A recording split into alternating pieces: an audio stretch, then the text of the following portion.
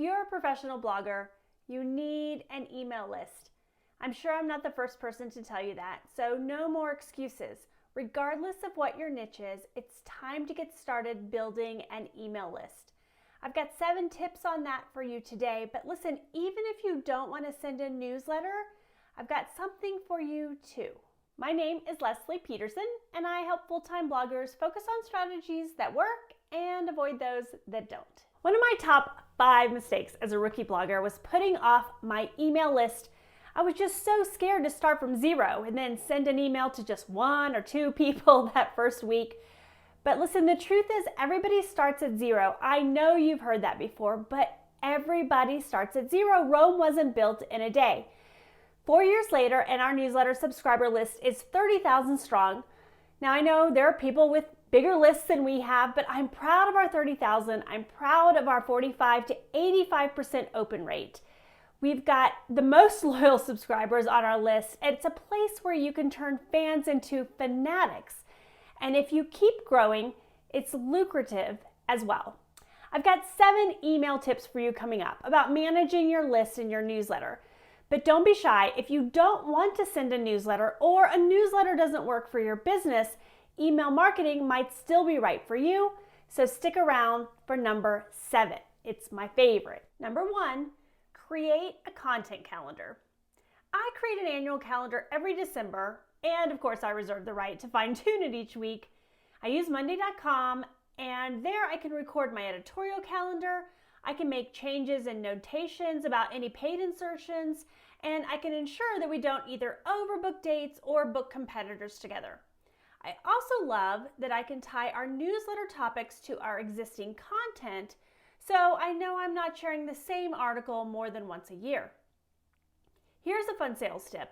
Share this calendar with your PR or your marketing contacts if you're either looking for more content or you want to keep people in the loop about specific sales opportunities. Hey, as an aside, if you want me to do a deep dive into how we manage our newsletter in monday.com, then just leave a comment down below. I'm happy to do it if you'll find it useful. Number 2, use a lead magnet. Sign up for our newsletter just doesn't work anymore. You need to give people something of value in exchange for their email address. So look at your best performing content.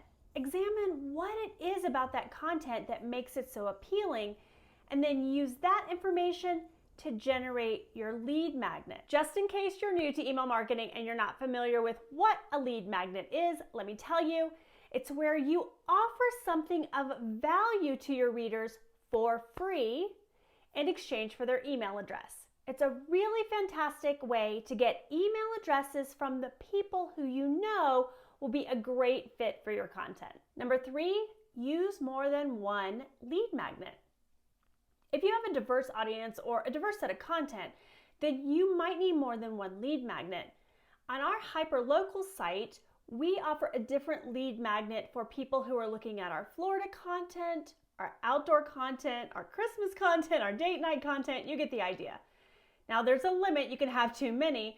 But there is a balance somewhere between more targeted means more conversions and administrative nightmare. If you're finding these list building and email management tips helpful, then please subscribe to our channel. You don't want to miss the next email marketing video coming out later this week, where I will help you optimize your newsletter. Number 5, cull your list. Now, I know the idea of deleting subscribers is a scary thing, but listen, if they're not reading your emails anyway, then it's all for the best. It will increase your open rate, it will make your email delivery system much more happy, and it'll make your bottom line happy too, because you're not paying for people who are not even reading your newsletters. Now, just be careful when you're deciding who to delete.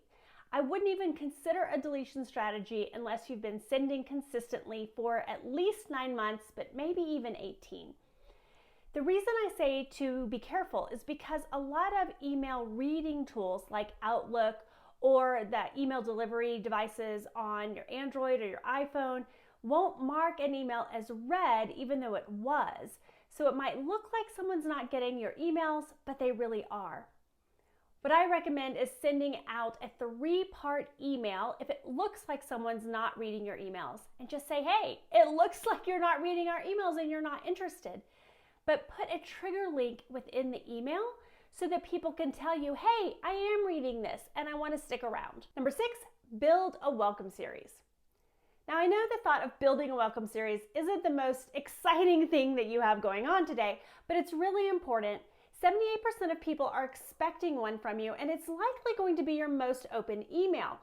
But more than just meeting expectations, it's really important because it sets your readers up to open emails from you going forward, and it helps with the deliverability of your future newsletters. What goes in those emails and how many should there be? Well, that's a video for another time, but I will give you a little teaser. Look up Eugene Schwartz's Stages of Customer Awareness. That's what you're going to want to push your readers through. Number 7, do more than just send a newsletter. When one of our subscribers lands on, let's say, kayaking in Georgia, well, that signals to us that they are looking for information about the outdoors in our region. So we trigger back with an email giving them information about, let's say, 5 outdoor activities they're going to love in the region. We just have to make sure not to send it to them too often and make sure that we really understand what they're looking for so that when we send them the email, they find it interesting and not spammy. But it's a great way to increase the visibility of other posts on your site, to share affiliates, to share about your brand partners, and yes, even to monetize. Do you want more people signing up for your lead magnet or available for retargeting? Well, you've got to increase your rankings in Google to get that. And the best way to do it is by updating your existing content. Click on the link down below and download our free blog post update checklist.